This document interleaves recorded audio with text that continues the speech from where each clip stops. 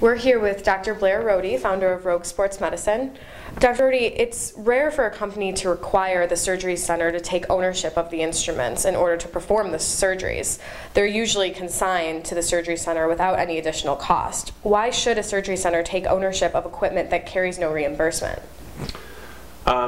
First and foremost, there is a cost. It's how you're going to pay for it. If I, as a manufacturer, am going to consign instruments, I'm going to pass that cost into building up a cushion in my implant pricing.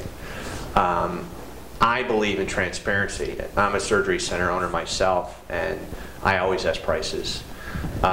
If someone comes in and consigns an instrument tray and say the instrument tray costs $10,000 to manufacture, that's a cost that I have to pass on to the consumer.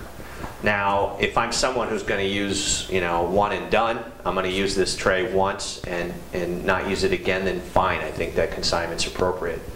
But if you want to create true efficiencies as a center, you have to commit to a particular device, and at that point, you want to see all the costs. And I believe sincerely that if you buy your instrument tray, you see that fixed cost. You can apply a value to that. And then you figure out the pricing for your individual implant. And then you can just mathematically figure out, turns to return on investment. It becomes a formula. The other alternative is to have consignment where the sales reps can say that the instrument tray is $55,000 and their value is invaluable, which it may be.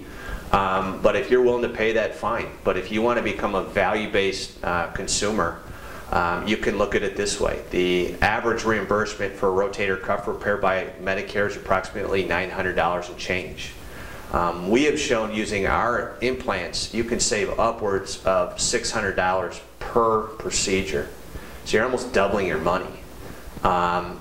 That's what we have to do as far as surgery centers and providers. Again, there is nothing but downward cost pressure on our reimbursement as physicians. How are we going to make up for it? Well, first and foremost, you have to agree to become part of the process. And when you're part of the process, I think you should reap the rewards. And essentially, the way I see it, for every rotator cuff repair, there's $600 on the table that, as a surgeon, I believe that $600 should be in part mine.